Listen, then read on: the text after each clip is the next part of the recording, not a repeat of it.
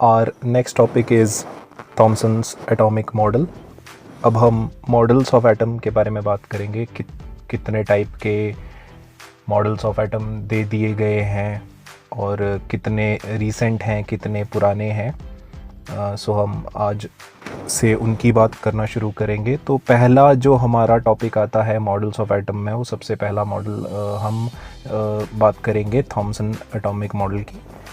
हम जो है पहले भी मॉडल ऑफ एटम की बात कर चुके हैं, मगर जो उस टाइम के मॉडल ऑफ एटम है, इससे पहले के जो मॉडल ऑफ एटम है, उनकी कोई भी एक्सपेरिमेंटल वेरिफिकेशन नहीं हुई थी और तब जो है इलेक्ट्रॉन, न्यूट्रॉन, प्रोटॉन में से कुछ भी फाइंड आउट नहीं किया गया था। थॉमसन मॉडल ऑफ एटम जो है, इसमें जो है इलेक्ट्रॉन फाइंड आउट कर लिए गए थे। तो यहाँ एक नया, इसीलिए हम इसे पहला मॉडल ऑफ एटम मानते हैं। इससे पहले के जो भी मॉडल ऑफ एटम थे, उनमें कुछ भी एक्सपेरिमेंटली फाइंड आउट नहीं किया गया था। सो थॉमसन मॉडल ऑफ एटम ये जे थॉमसन ने दिया था, जो 1904 में उन्होंने दिया था, 1904 में। और जो जे थॉमसन का मॉडल है, सबसे पहले हम ये क्या कहता है या जे थॉमसन ने क्या एक्सप्लेनेशन दी, हम उसकी बात कर लेंगे। It states that an atom resembles as a sphere of positive charge with negative charge embedded in it.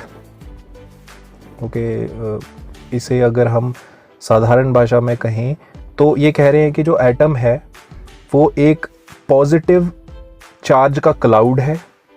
Okay, positive charge का क्लाउड है और उस क्लाउड के बीच में जो है इलेक्ट्रॉन्स जो हैं वो रैंडमली प्लेस्ड है।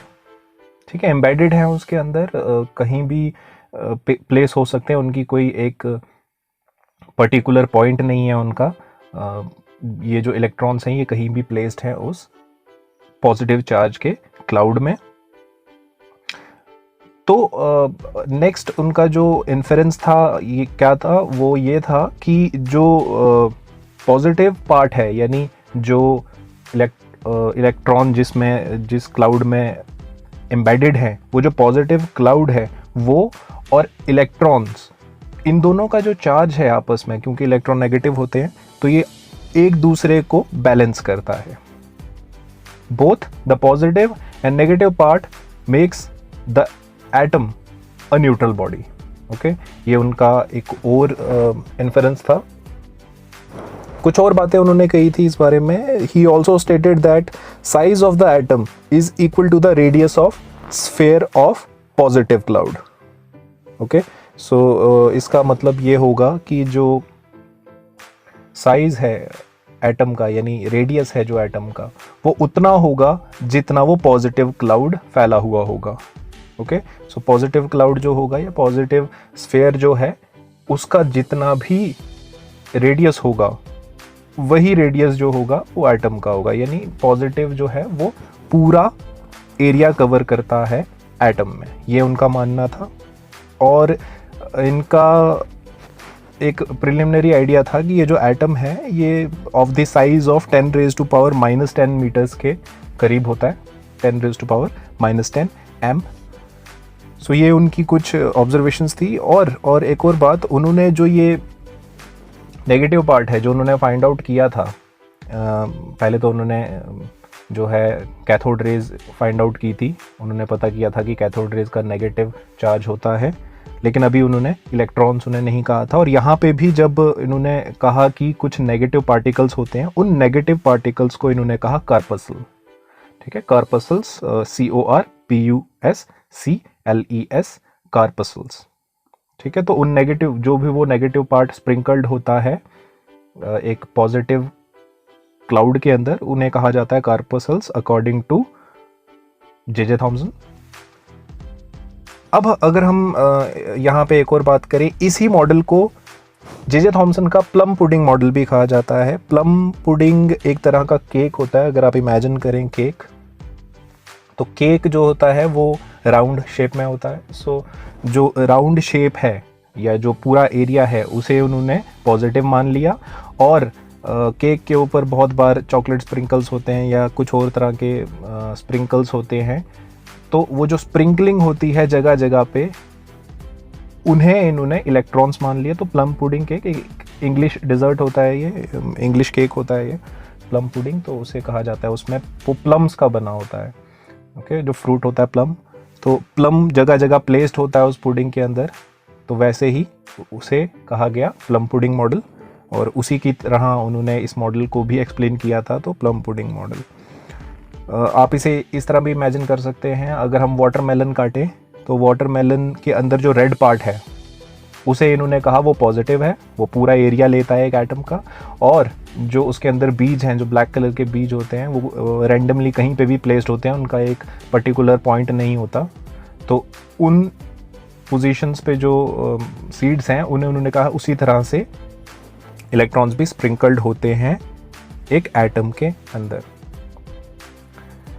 ओके, तो अगर हम पॉजिटिव पॉइंट्स की बात करें, यानी जो थॉमसन थे, जे थॉमसन जो थे, इन्होंने जो ये मॉडल ऑफ एटम दिया, इसके अगर हम पॉजिटिव पॉइंट्स की बात करें, जो पॉइंट्स आज भी जिन्हें हम कंसीडर कर सकते हैं, वो क्या क्या हैं, मतलब जो आज भी होल्ड करते हैं, the points that hold even today, ठीक है, आज के साइंस की कम्युनिटी में जो पॉइंट आज तक होल्ड करते आए हैं इनके, वो क्या थे।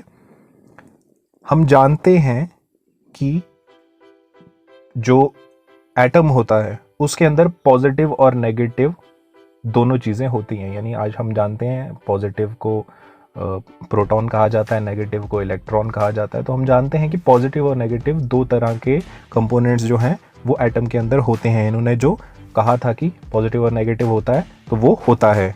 इन्होंने क्लाउड की तरह कहा था, वो एक अलग बात है, लेकिन इन्होंने कहा था कि पॉजिटिव और नेगेटिव दोनों होते हैं जो कि उन्हें बैलेंस करते हैं, जबकि प्रोटॉन्स जो हैं तब तक फाइंड आउट नहीं किए गए थे। ओके, तो it does have a positive and negative part. So जो ये पॉइंट था ये आज भी होल्ड करता है। अगर एक और पॉइंट की हम बात करें,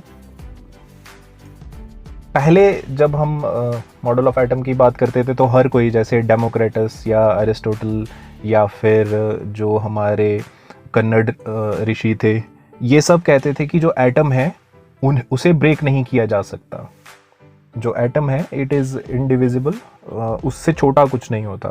लेकिन इन्होंने जो पॉइंट रखा, इन्होंने कहा कि जो एटम है उसे डिवाइड किया जा सकता है। Atom is Indeed divisible into small fractions. तो ये इनका एक और पॉइंट है जो आज भी होल्ड करता है। हाँ, हम जानते हैं एटम से छोटे पार्टिकल्स भी होते हैं, जो होते हैं प्रोटॉन, न्यूट्रॉन और इलेक्ट्रॉन्स, और उनसे भी अगर डीप जाया जाए तो क्वर्क्स एक टाइप के पार्टिकल्स होते हैं जो इलेक्ट्रॉन्स और प्रोटॉन्स को भी बनाते हैं, और उनसे भी अगर नीचे जाया जाए तो हिग्स बोसॉन पार्टिकल्स जो हैं वो होते हैं। So atom can be divided. Okay, जो इनका एक और इन्फरेंस था वो ये कहता था कि atom is neutral in nature, जो बिल्कुल सही है। Atom is Indeed neutral in nature. आप कंसीडर करें उस टाइम पे प्रोटॉन और न्यूट्रॉन्स दोनों ही फाइंड आउट नहीं हुए थे, फिर भी इन्होंने ये इन्फरेंस दिया था कि जो एटम है वो न्यूट्रल होता है, और जो इलेक्ट्रॉन्स हैं उन्हें बैलेंस किया जाता है किसी ना किसी एंटिटी से। और जो सबसे बड़ा प्लस पॉइंट था इस थ्योरी का, वो ये था कि जो इलेक्ट्रॉन्स की डिस्कवरी थी वो सबसे बड़ा ब्रेक थ्रू था साइंस के डिपार्टमेंट में, या साइंस के वर्ल्ड में। उससे पहले इतनी बड़ी डिस्कवरी जो है वो नहीं हुई थी।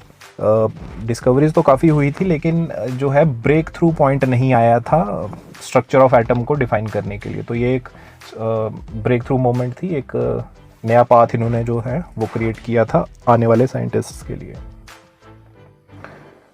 तो ये कुछ ऐसे पॉइंट्स थे जो आज भी होल्ड करते हैं। तो ये उनका एक प्रिलिमिनरी मॉडल ऑफ एटम था, सबसे पहला मॉडल ऑफ एटम भी इसे कंसीडर किया जाता है।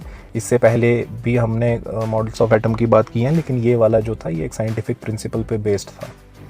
कुछ शॉर्टकमिंग्स हैं इसकी, डिमेरिट्स जिन्हें हम बोल सकते हैं, जो कुछ चीज़ों को एक्सप्लेन नहीं कर पाए उस टाइम के हिसाब से, तो हम उनकी बात करेंगे। जैसे it failed to explain how electrons hold on inside the positive charge cloud.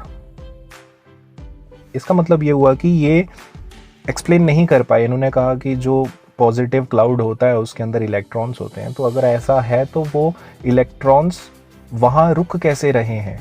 जो क्लाउड है, कुछ ना कुछ ऐसी फोर्स होनी चाहिए या कुछ ना कुछ ऐसी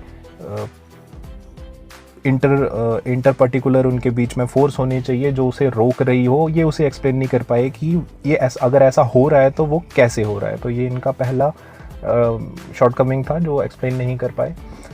दूसरी शॉर्टकमिंग की अगर हम बात करें तो ये जो है स्टेबिलिटी को नहीं एक्सप्लेन कर पाए, क्योंकि अगर इलेक्ट्रॉन जो है वो पॉजिटिव क्लाउड के अंदर विली नीली घूम रहा है, ओके, रैंडमली घूम रहा है, तो इलेक्ट्रॉन जो है और जो पॉजिटिव पार्ट है ये आपस में एक दूसरे को काउंटर कैसे कर रहे हैं? इलेक्ट्रॉन जो है वो सबमर्स क्यों नहीं हो रहा है पॉजिटिव में, और जो एटम है वो ख़त्म क्यों नहीं हो रहा? क्योंकि अगर इलेक्ट्रॉन मिल जाएगा प्रोटॉन में या पॉजिटिव चार्ज में तो स्टेबिलिटी ऑफ एटम जो है वो ख़त्म हो जाएगी, क्योंकि एटम ही ख़त्म हो जाएगा, क्योंकि एटम जो है वो बनता है इन दोनों के बीच के बैलेंस से।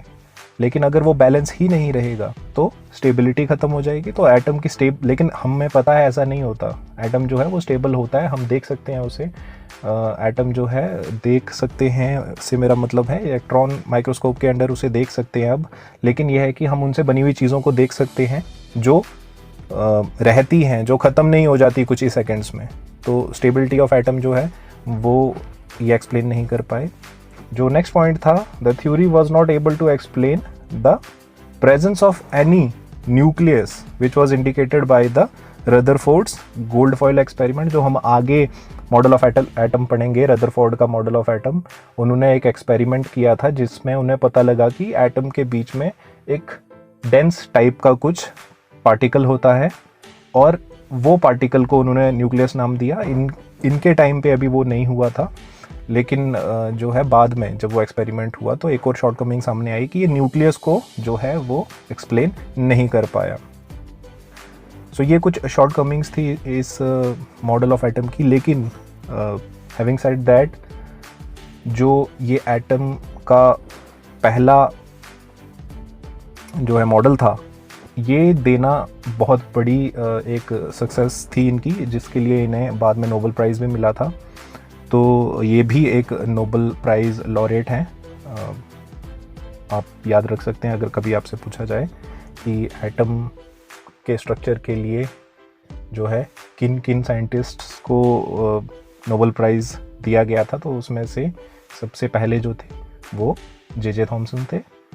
और ये इनका एक मॉडल ऑफ एटम